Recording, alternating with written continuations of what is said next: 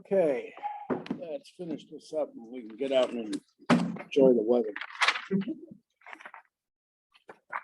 All right, so tests are graded, average grade's an 86, just about what I thought.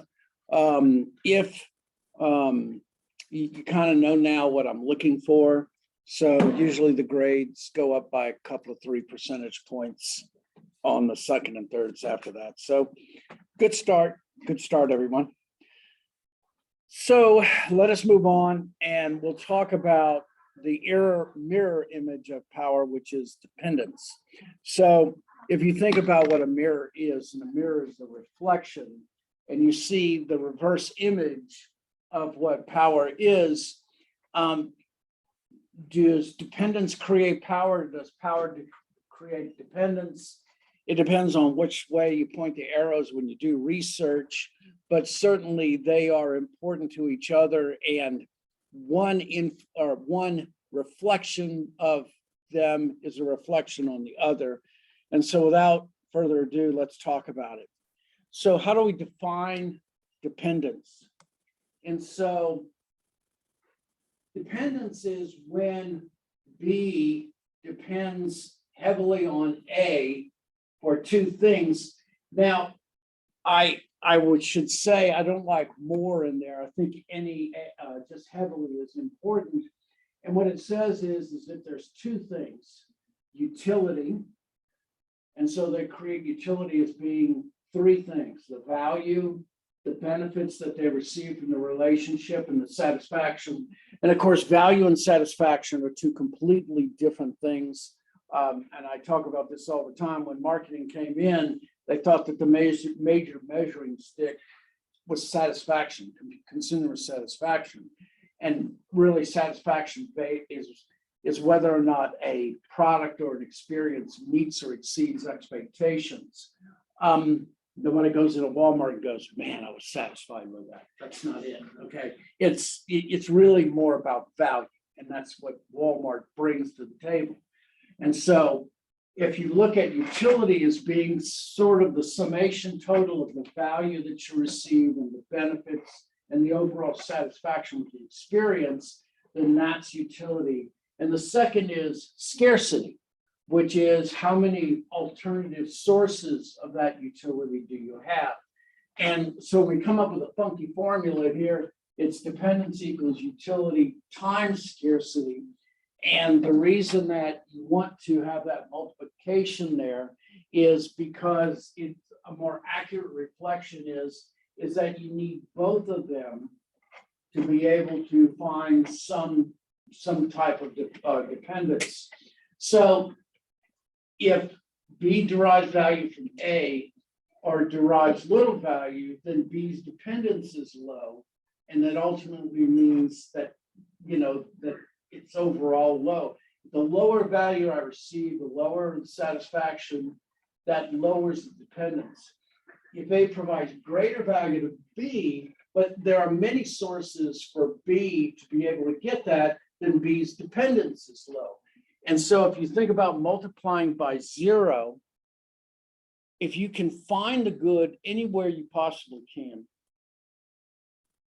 or that you receive little in terms of value or benefits or satisfaction, then if either one of those are zero, then in essence, you have very little corresponding dependence.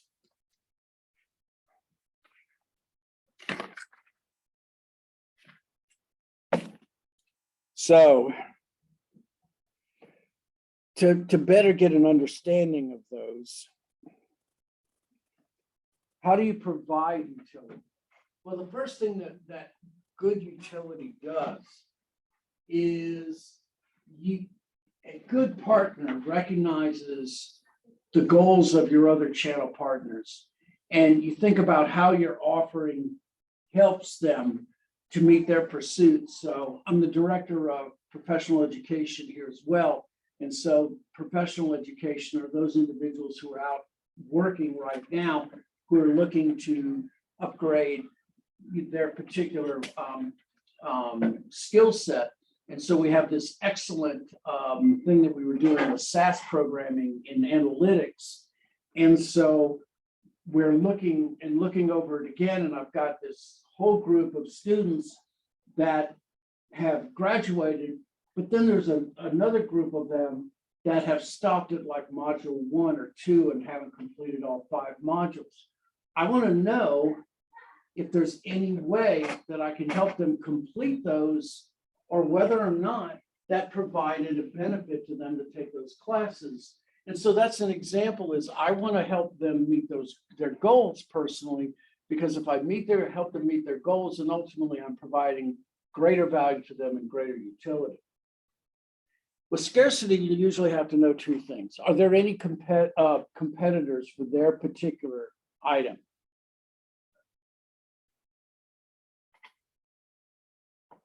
Now, even if there are, what are the switching costs from switching from one competitor to the next, which can actually be quite high? I'm sure many of you have decided to stick with whoever your phone carrier is, quite simply because the switching costs might be outrageous. So I can give you an example. I got into this little hobby where I was collecting inexpensive tablets, $40 and $50 tablets, looking at them and trying to review them. And they're actually ran Android, and they all ran Android, and they ran them quite well. The only real thing that was different from each one of them was the screens. Some of them, at a $40 or $50 tablet, you don't have good screens.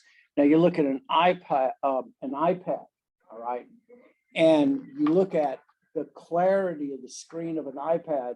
The Samsung is good or close to it. Maybe the Lenovo screens are close to them as well, but it's the one thing that iPad just knocks out of the park. And in terms of switching costs, has anybody upgraded iPads before? Ever? It is one of the most, so my daughter has an iPad. She had one when she was 2. Her grandfather got it from me. I went, oh, thank you, Mordecai. Anyway, so I got her a new one. So she got it when she's 2, now she's 9, and I got a new iPad.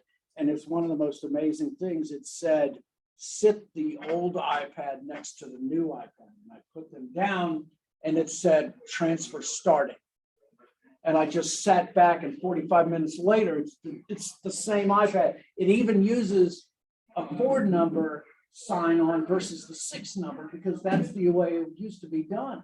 I mean, it was amazing. And in terms of switching costs, it is so much easier to do it that way than do anything else. That is another idea when it comes to scarcity in terms of alternatives. Nothing matches. So when you combine that, in order to get dependence, you need both utility and scarcity. And when you analyze them both, it gives you a level of to what you consider to be their power. Now, if I were going to look for a solid number in which you can approximate someone's dependence, one of the ways that I would do it, I'd look at a percentage of the sales or profit, that one particular item that you have. How much of that item from what channel partner gives you the most amount of money? So if I were a secondhand store and I was selling used iPads, and I were, let's say, that was providing me with 15 to 20% of my profit, but it was 40 to 50% of my sales, that means that I would have some high scarcity when it comes to those particular items. It means I have a greater dependence on that. The other is the role performance. So every partnership depends on how well the actors do their roles. And by roles, what I mean is, how do they perform and how do they bring value to the relationship?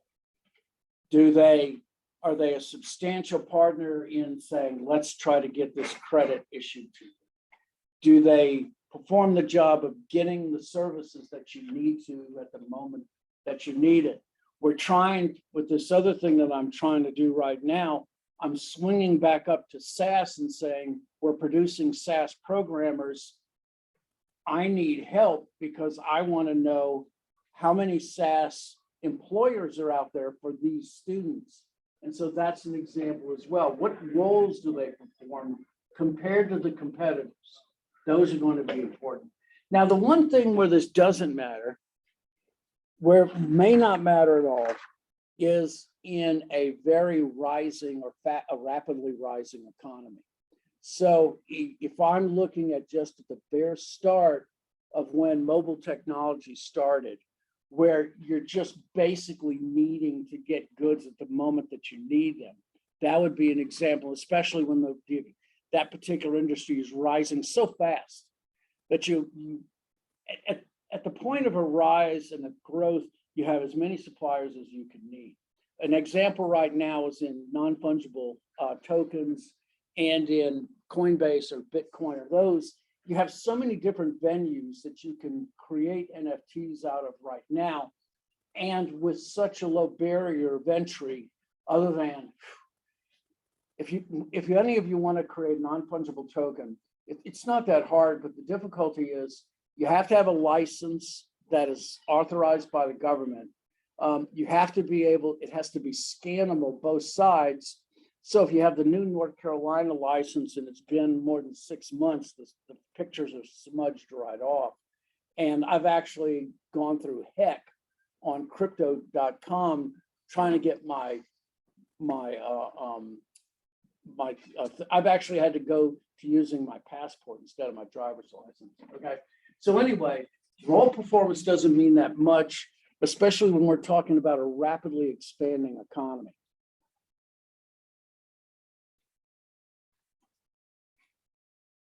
What is the best? The best is when dependence is balanced. Dependence means that both channel partners can assess each other and find that each other are interdependent with each other. In other words, there's a high mutual dependence. So if both sides are dependent on each other in a very high way, there is an interdependence as well. And what you hope for is a high mutual dependence, because one of the things it brings to the relationship is a willingness to stay with it regardless of the forces that might, in effect, be tearing them apart.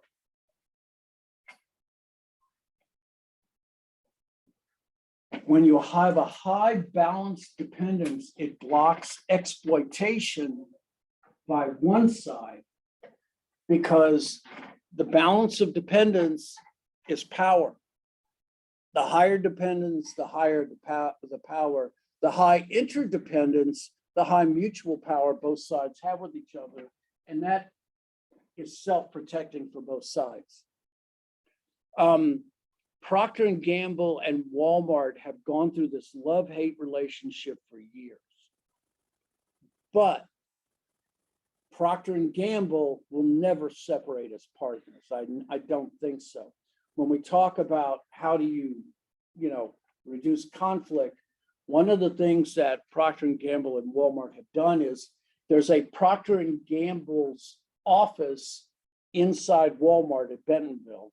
And by the very same token, there is a Walmart office that's inside Procter & Gamble in Cleveland, I think it is, or Cincinnati. It is the willingness that they have both put their footprints in both areas means that they have made substantial investments on both sides.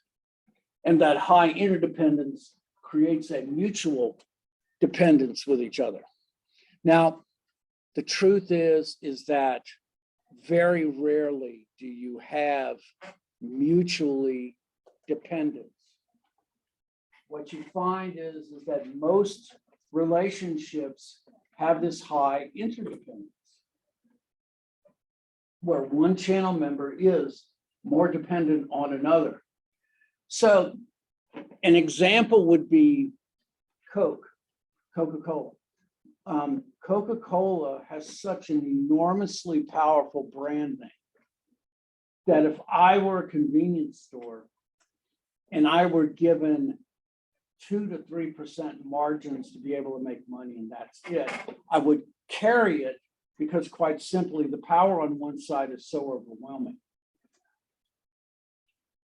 Greater dependence leads to greater chances for exploitation, other than if you have that traditional legitimate power that the accepted norms and the interactions between each other that blocks it.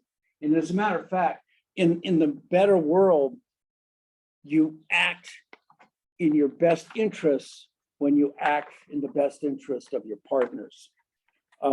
It goes so much further when you do. So with that example, like Pepsi would kind of limit the power Coke has on a like corner store or something, because the corner store can say, okay, if you're not giving me these margins, then I can go to Pepsi and get them from them. Right. Basically.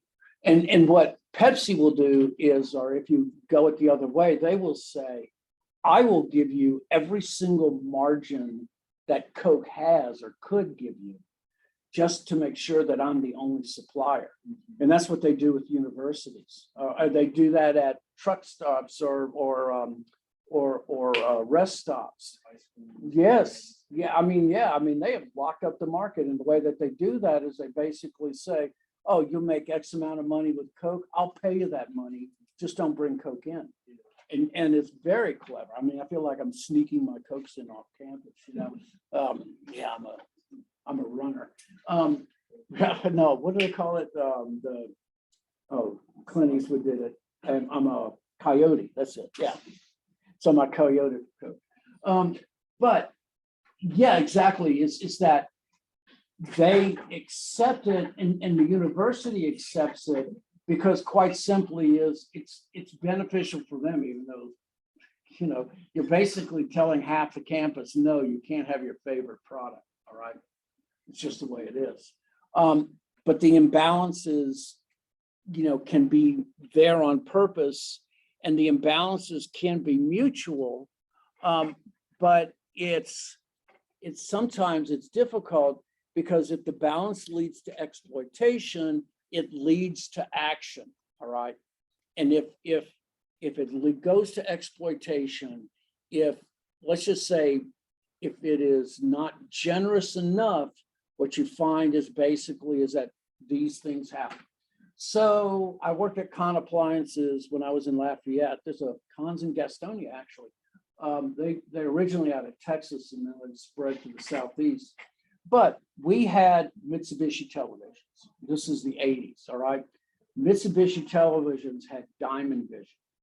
And Diamond Vision was a brilliant picture, especially if it was live. I mean, it was just brilliant.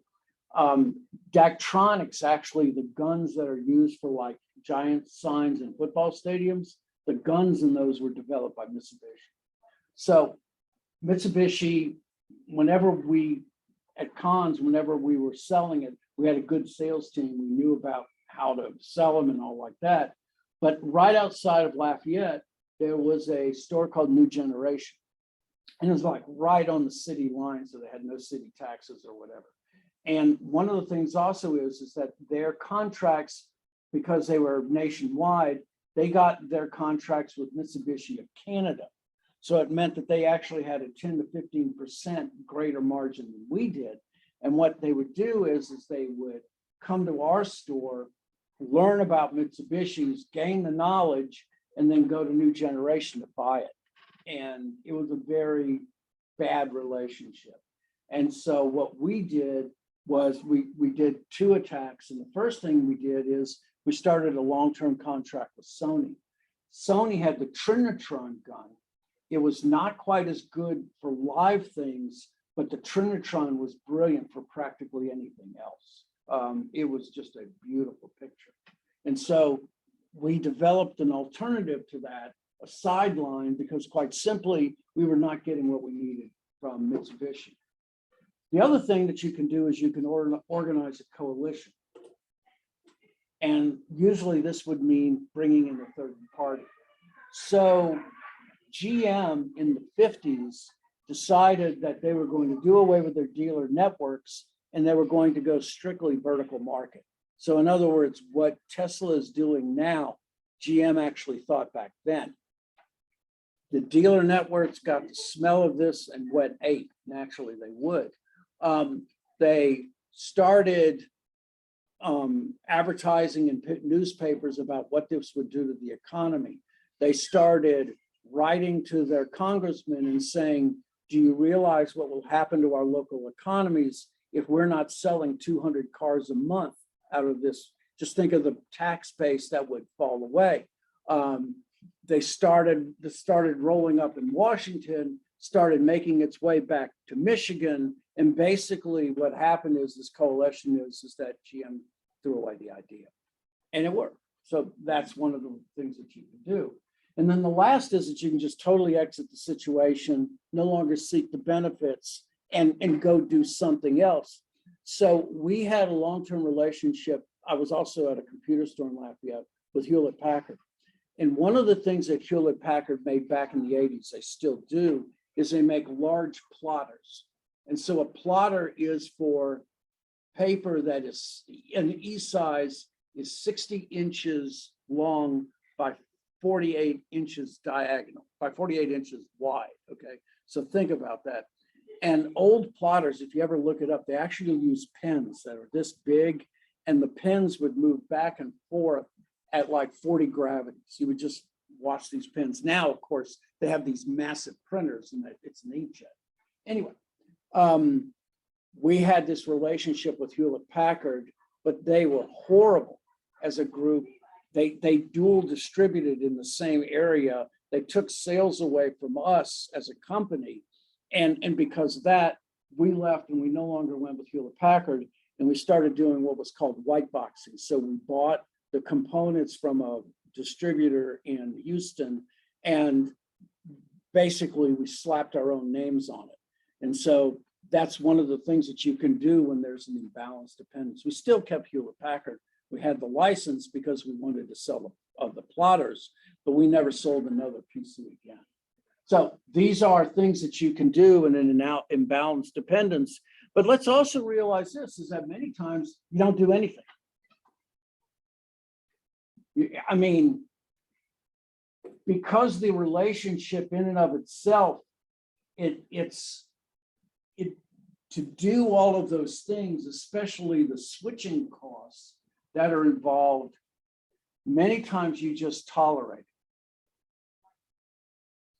You know, you might try to rely on internal norms. You know, you try to use power influencing to try to make things better, you know, to gain trust.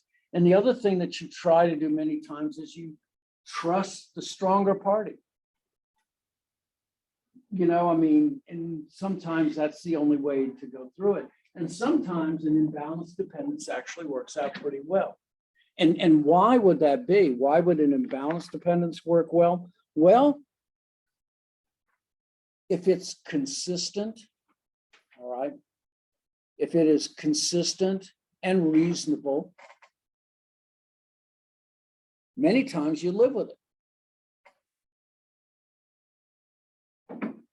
If, you know, if I can, in a given time period,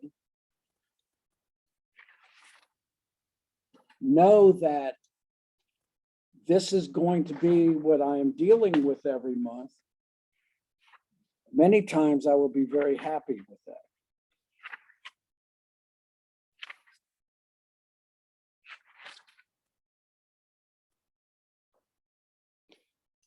If the relationship is stable and it's predictable, that can be a good thing.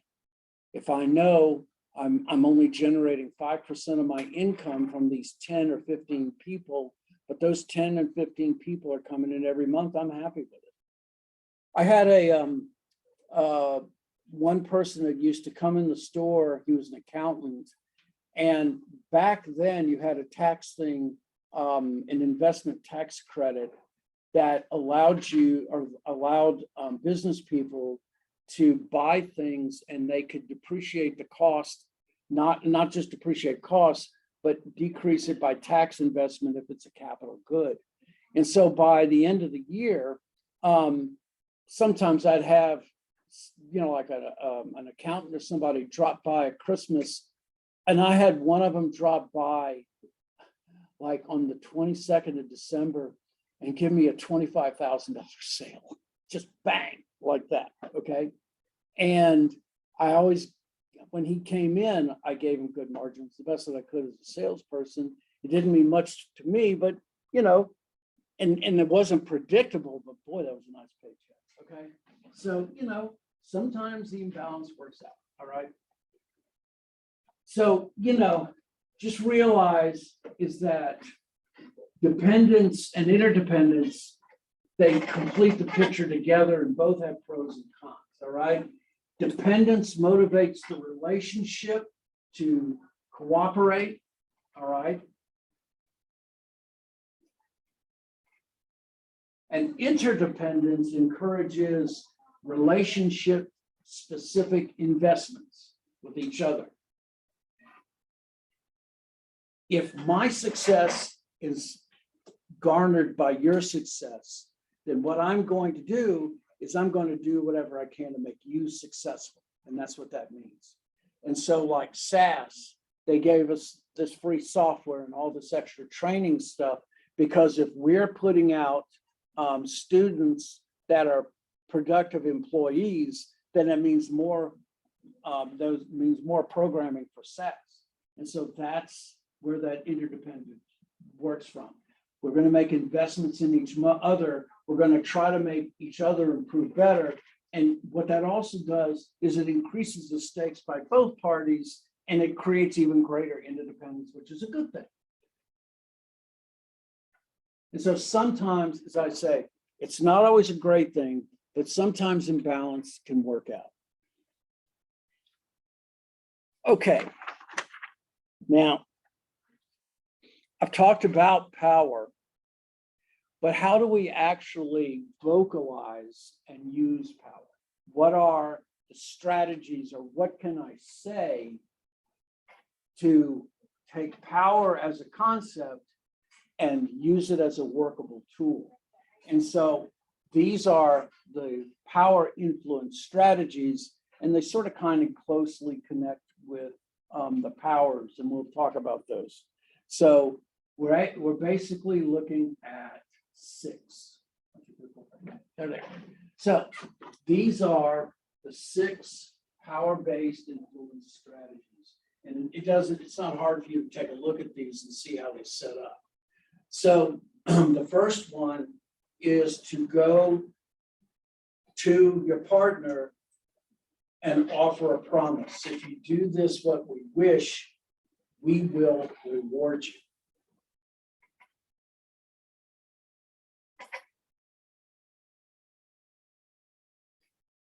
That is, of course, reward power.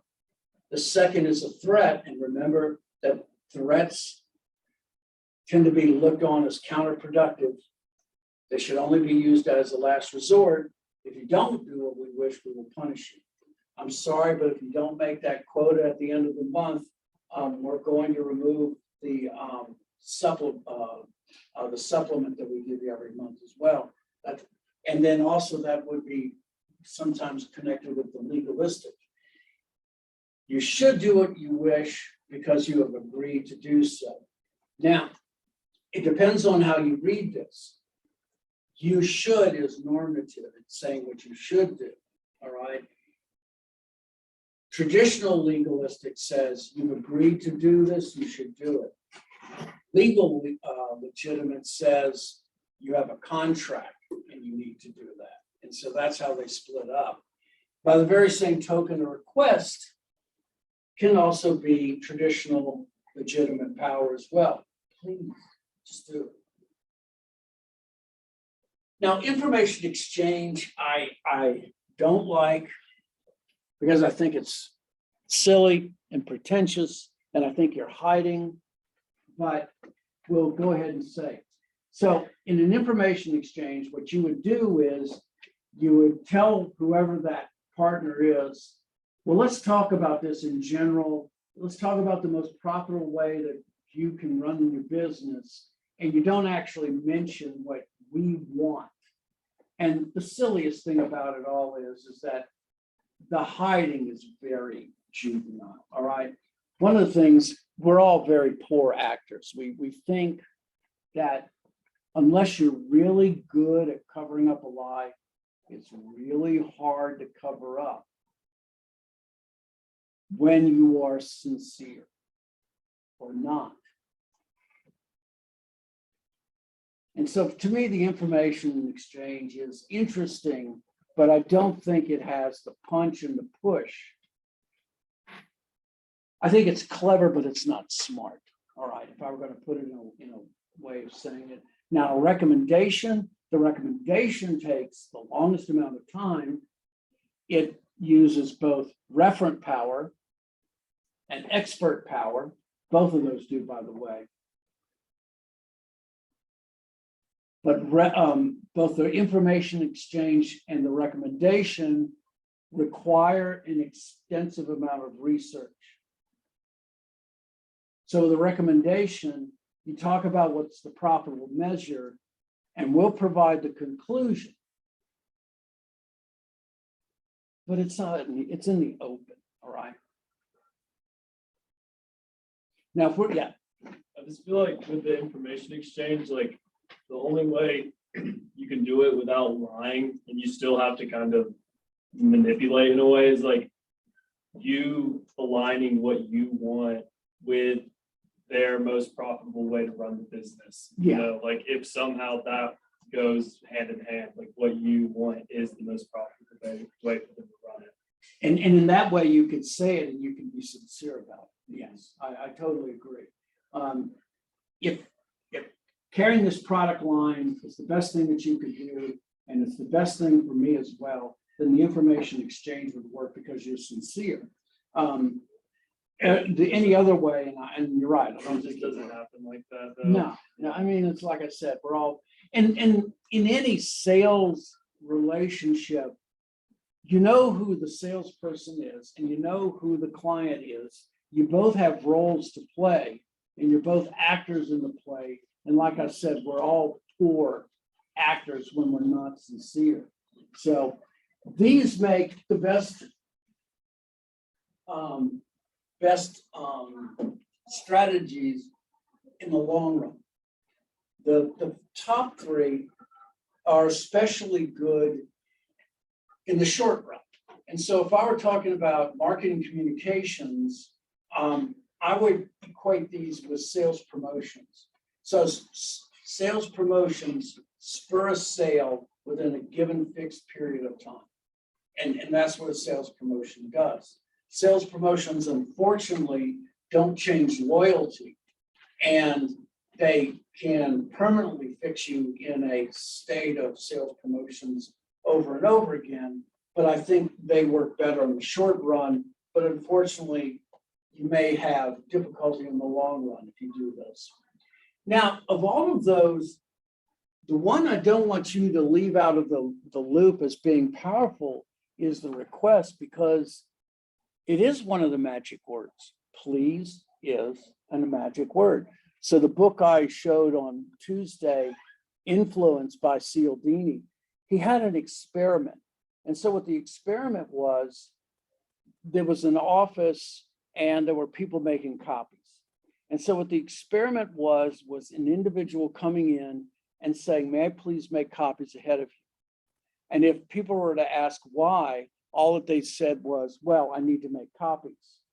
And it is amazing, over 80% of the individuals, when someone would just ask, please, would allow people to go. It's surprising that that's the way it works out. I mean, that people, when asked for cooperation, the vast majority of the time, it will be accepted unless there's some extenuating circumstances that make that impossible. And so the request, if it is the most impactful, the request strategy needs to be last. And so, in other words, to ask please to be more effective or the most effective is when you use one of the other strategies.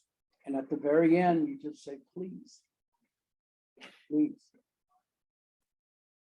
So you would use threat before request. I would use request. Well, I would say this, I would never use a threat. You know, I mean, I threat I throw out. I mean, if you're at the point where you're threatening your partner, then at that point you've lost a relationship. So I would look at recommendation as the first way I would try to start. I would consider, looking at norms as one of the other ways through legalistic, or I would say traditional, legitimate.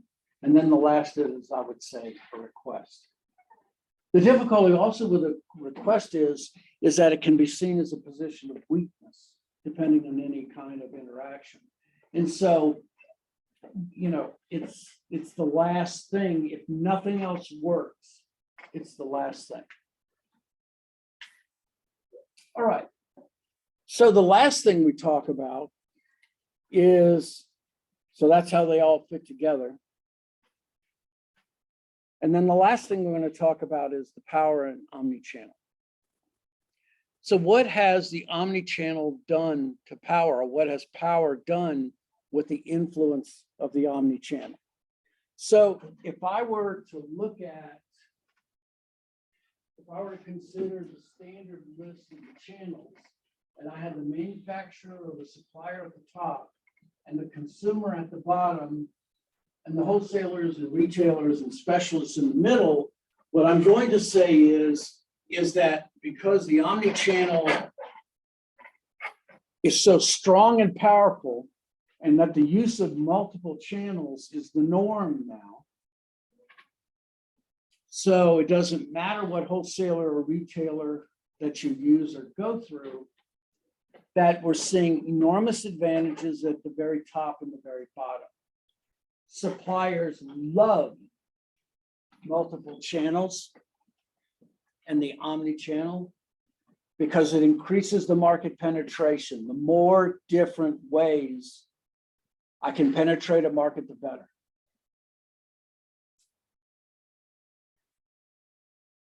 Not only that, but you have a wider view of multiple markets as well. And not only that, but because you have more ways in which the goods can get to consumers, it means that the retailers and the wholesalers have more competition with each other. And so the manufacturers can enjoy that competition. And nothing makes organizations faster and better in their way than competition. It's when eventually one of the major players goes out and you no longer have competition, that's when things start slowing down or getting worse. Now, for the consumer, that healthy competition, they love it because it also means they can seek out the lowest prices. And with so many multiple channels on the omni-channel, from Amazon to Walmart to Etsy to all of the others, there's so many different ways that you can get those goods. You can find a channel that works best for you. So one of the things that eBay, as great as it was and still is the one thing that eBay couldn't do is that Amazon does is you have a single source shipper.